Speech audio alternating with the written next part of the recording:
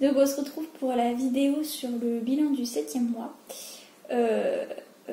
Du coup vous allez remarquer, mais bah forcément j'ai déménagé, donc le cadre a aussi changé.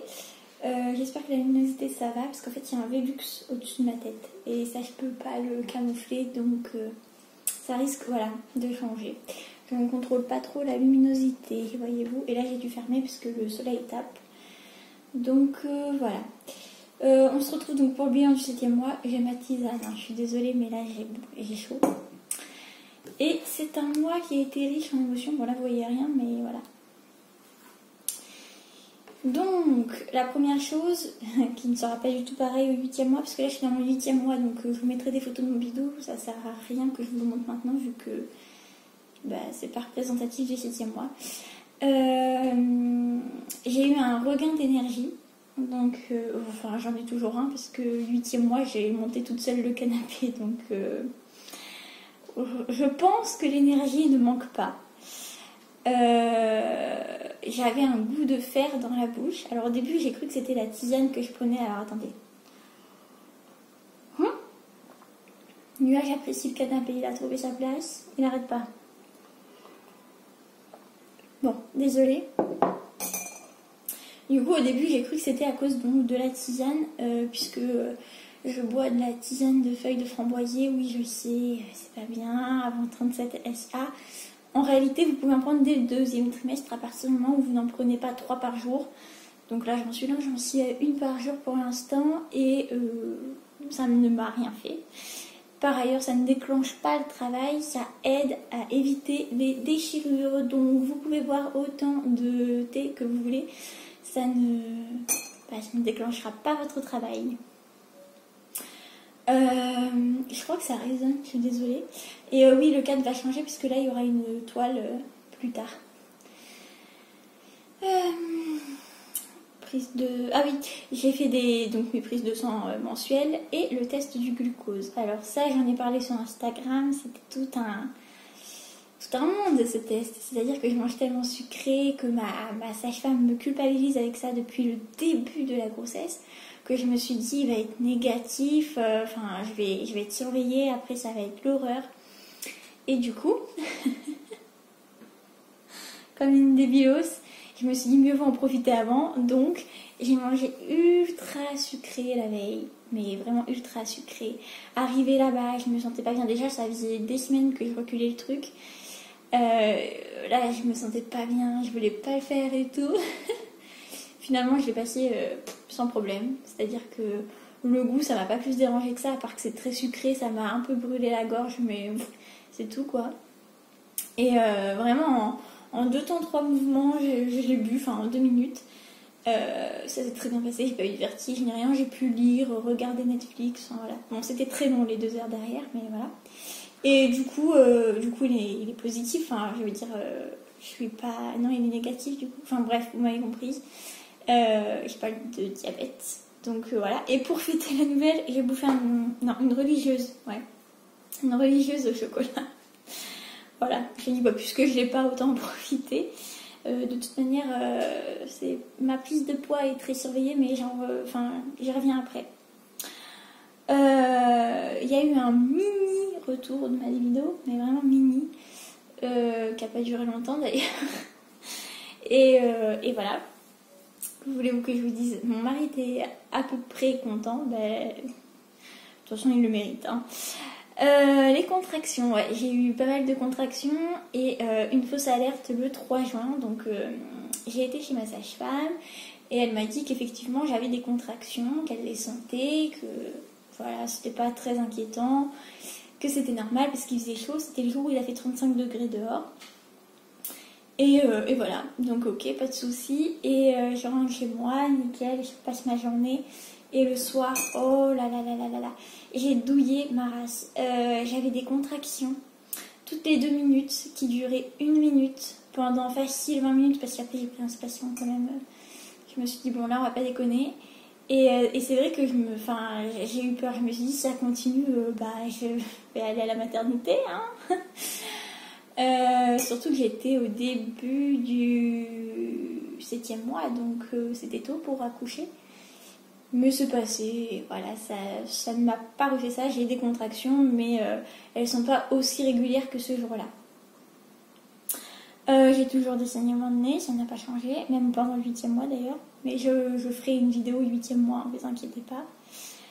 J'ai les mains, donc ça je les avais déjà, mais les mains et les jambes aussi qui sont très sèches. Je suis obligée de les hydrater, donc j'ai tout ce qu'il faut à côté de mon lit pour ça. Le ventre qui démange, donc là j'ai commencé à vraiment avoir le ventre qui démangeait et me dire mais comment font les femmes qui ne s'hydratent pas en fait, c'est pas possible. Donc ça me grattait et tout. Donc ce que j'ai fait, c'est que j'ai pris des huiles plus hydratantes que celles que j'avais avant. Donc c'est-à-dire avant j'utilisais l'huile d'amande douce et l'huile de cerise. Et maintenant j'utilise l'huile de coco et l'huile... C'est quoi l'autre? Ah, l'huile d'avocat, qui pue d'ailleurs, c'est une horreur. Donc voilà, l'huile d'avocat le soir, l'huile de coco le matin. Et ça va un peu mieux. Alors des fois ça continue à me démanger. Et dans ce cas-là, je mets de la crème hydratante bien fraîche. Et voilà, ça va mieux. Ça m'apaise. Mais du coup, ouais, ça a commencé à me démanger. Puis ça me le fait de temps en temps. J'ai eu une poussée d'acné dorsale qui était juste magnifique. J'ai jamais eu ça de ma vie. Autant de boutons comme ça, c'était... Voilà. J'en avais entendu parler, je m'étais dit cool, je suis passée à côté. Enfin, j'avais un peu d'acné sur la face, mais c'était tout quoi. Et en fait, non. Mais bon, c'était dans le dos, donc c'était pas trop grave. J'ai eu quelques crampes en pleine nuit, très sympa. Les joies de la femme enceinte, donc là, il n'y a pas grand chose à faire. Mais vous douillez fort. Mais il n'y a pas grand chose à faire. Et, oh, comble de malchance, j'ai eu le droit à une vaginose. Pour ceux qui ne connaissent pas, en fait, j'ai été chez ma sage-femme, donc j'ai parlé des contractions. Et je lui ai dit que durant le 6e mois, vraiment, ça m'avait fait mal, que j'en étais venue à pleurer, que c'était une fatigue, que... Donc, elle a regardé mon col, qui était encore fermé, et qui ne l'est plus, je pense, parce que clairement, vu tout ce que j'ai fait, c'est pas possible qu'il le sent encore. Et elle me dit, bon bah écoutez, je ne sais pas, mais je trouve que vous avez beaucoup de pertes blanches, donc peut-être on va faire un prélèvement. J'ai dit ok, pas de souci, on fait un prélèvement. En sachant que moi je fais des tests urinaires, donc je m'étais dit ça devrait être détecté dans le test urinaire, et comme il était négatif 3 jours auparavant, je me suis dit c'est pas possible que là il soit positif. Et donc je vais faire ce putain de prélèvement et en fait bah, j'ai une vaginose, donc c'est une infection au niveau en bas quoi. Et du coup j'ai été pendant 7 jours sous traitement antibiotique. Je ne sais pas si c'est parti puisque nous n'avons pas vérifié, donc c'est génial. Mais en tout cas mes ECBU, donc c'est-à-dire mes échantillons d'urine sont toujours bons, donc voilà. Ça peut arriver à pas mal de femmes. Et le pire dans la vaginose, c'est qu'il n'y a pas vraiment de symptômes à part des pertes blanches plus abondantes et peut-être des fois odorantes. Moi, elles n'étaient pas odorantes. C'est vrai que j'ai vu qu'elles étaient plus abondantes, mon mari aussi. Mais comme c'est un truc qui est lié à la grossesse, enfin quand vous êtes enceinte, vous en avez plus. C'est vrai que je me suis pas posé la question, quoi. Bon. Et puis je connaissais pas la vaginose aussi, il faut dire. Maintenant, je connais. Donc voilà. Hein, non, mais j'étais ravie. Hein. C'était un mois très sympa à vivre, je trouve. Voilà. Ensuite, on a eu le rendez-vous prénatal où elle m'a encore fait tout un sketch sur mon alimentation. Ce qui est très drôle, hein, puisqu'elle me fait un sketch sur mon alimentation et sur mon poids. Je prends pas assez vite, mais ce que je mange, ça va pas. C'est pas ce qu'elle veut. Mais après, on a appris plein de trucs. Enfin, mon mari était avec moi. On a appris plein de trucs et tout. C'était bien. On a pu poser nos questions. Enfin, voilà. Et puis, elle nous en a posé aussi. On a appris. Vraiment, c'était top. J'ai bien aimé. Et c'est la première fois aussi où je la trouvais beaucoup plus humaine dans ces rendez-vous. Parce que c'est aussi pour ça que j'avais choisi une sage-femme. Je voulais vraiment que ça soit humain avant tout et pas juste... Enfin, ouais. Sinon, j'aurais été voir une gynéco, quoi, clairement. Et en fait, je l'ai trouvée froide dès le départ et dans tout, enfin assez expéditive. D'ailleurs, dans tous nos rendez-vous, sauf celui-là, où elle a été vraiment bien, je trouve. Donc voilà. j'ai eu, c'est souvent quand je marche, des sensations de chaleur dans le ventre, vous savez, comme une chaleur qui monte, je sais pas trop comment dire. Enfin, ça me prend tout le ventre et après ça monte, enfin voilà. Et des vertiges, et voilà. Donc là, je suis obligée de m'arrêter, puisqu'après j'ai la tête qui tourne, elle est lourde, enfin bref. J'ai l'impression d'être opprimée, voilà. Bon, je ne sais pas si c'est grave, puisque j'ai oublié de lui demander, donc voilà. Ensuite, bébé est allé au hockey environ 2-3 fois par jour. Au 8e mois, c'est un peu plus. Ah, je suis désolée, c'est ma cousine qui m'envoie un message. Au 8e mois, il a un peu plus le hockey, mais oui, au 7e mois, c'était environ 2-3 fois par jour. Voilà, bon, moi, ça ne me dérange pas plus que ça. C'est vrai qu'à chaque fois, ça me fait un peu sourire. Mais ça ne me dérange pas. Il y a des femmes que ça dérange, d'autres pas. Et j'ai une anecdote. L'anecdote du coca. Ah, faut que je vous en parle. Donc, ma sage-femme se fait un devoir de m'engueuler chaque fois que je lui parle de mon régime alimentaire. Et apparemment, elle n'est pas la seule. Un jour, je ne sais même pas ce qui me fait rire dans cette histoire, où nous nous baladions avec mon mari, il faisait très chaud. Et je lui ai dit, avant de rentrer, j'aimerais bien boire, puisque j'ai vraiment très soif. Il m'a dit, d'accord, pas de souci. Je vois que la lumière, c'est du n'importe quoi, là. Il m'a dit d'accord, pas de souci. Et du coup, on est parti dans une supérette acheter des canettes, voilà, des boissons. Lui, il a pris un truc au litchi et moi un coca. Jusque-là, tout va bien. Oui, je sais, c'est mal. Voilà. Donc, je prends un coca, j'arrive à la caisse et il y a un vieux monsieur avant moi. Je lui dis, monsieur, vous étiez avant nous, allez-y. Il allait passer, il voit mon ventre, il me dit, ah non, allez-y, vous êtes chargé plus que moi. Hein. Bon, je vole avec lui. Je passe ma canette et dès qu'il voit la canette de coca, il pète un câble. Non, mais je vous jure. Il a dit, oui, par contre, vous êtes très chargé, mais si vous buvez ça, vous allez rendre votre bébé accro, vous allez être très grosse, lui aussi. Enfin, que des trucs comme ça. J'ai pas répondu, j'ai rigolé. Il a dit, vous ferez bien d'écouter les conseils d'un ancien. Les conseils d'un ancien, nanana. Bon, j'ai laissé passer, j'ai rigolé, je suis sortie et je me suis dit, mais c'est sérieux ça? Mais de quoi le gars se mêle? Moi, jamais j'oserais dire ça à quelqu'un que je connais pas en plus. Mais apparemment, ça ne l'a pas gêné. Voilà, mais j'étais choquée. Mon bébé va devenir gros, bon écoutez, moi aussi, donc apparemment je suis déjà énorme pour lui.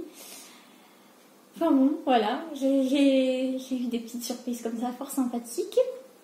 Donc au niveau de la prise de poids, pour ce 7e mois, je suis arrivée à 6,2 kg de prix. Et en fait, j'ai pris un petit peu sur la fin du 7e mois. Ou début du 8e, je sais plus, enfin bon bref, j'avais pris un peu plus, donc j'étais à 6 kg 7 kg de prix, donc je m'étais dit presque 7 kg quoi, et en fait j'ai reperdu, donc pour l'instant je suis à 6 kg au 7e mois, et c'est pour ça que c'est surveillé, c'est parce que ma sage-femme aimerait bien que je prenne un petit peu plus. C'est mal barré, hein, parce qu'elle m'avait dit 14 kg, puisque vous êtes assez maigre, 14 kg. Je ne les aurai pas. Déjà 10, si je les atteins, ce sera pas mal, parce que voilà quoi, je suis encore à 6 kg à la moitié du 8e mois. Je me dis, comme je risque d'accoucher prématurément, puisque c'est un truc qu'on me dit depuis le début, je me dis c'est impossible que j'arrive à 14 déjà, c'est sûr. Et ensuite, on a eu l'échographie T3. Mon mari a pu venir, enfin, c'est la seule à laquelle il a pu participer. Du coup, bébé fait 1,9 kg pour 42 cm. Il est déjà placé tête en bas. Bon, il l'était déjà au 6e mois. Donc, tête en bas, du côté gauche, le dos, voilà, le dos côté gauche, la tête. Voilà, il est prêt à sortir. Il est estimé, parce qu'alors, faut voir l'estimation qu'il m'a donnée quand même. C'est-à-dire qu'il comptait pas en faire. Je lui ai demandé et il m'a dit bof, un bébé normal quoi, dans les courbes, je dirais qu'il est estimé à 3,5 kg pour 50 cm. D'accord. Bon, j'ai dit non parce que vous comprenez, c'est pour savoir si je prends du taille naissance ou du taille 1 mois. Oh, oui, vous pouvez prendre du taille naissance, hein, mais pas beaucoup par contre.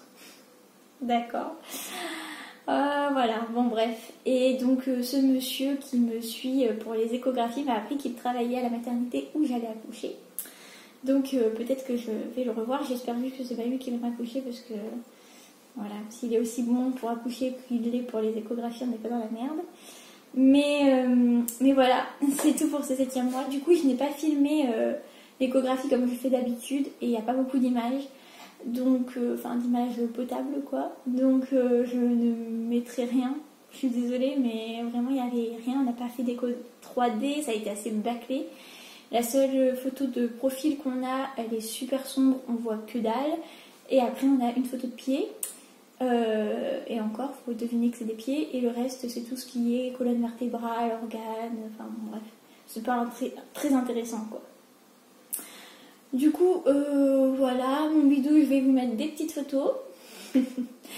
Parce que bon, bah forcément, là je suis dans mon 8e mois, je peux vous montrer, mais ça a grossi d'un coup, donc ce serait un peu inutile. Je vous montrerai plutôt ça dans la vidéo prochaine, enfin sur le 8e mois. Et sur ce, je vous fais de gros bisous et je vous dis à bientôt dans une prochaine vidéo. Bye!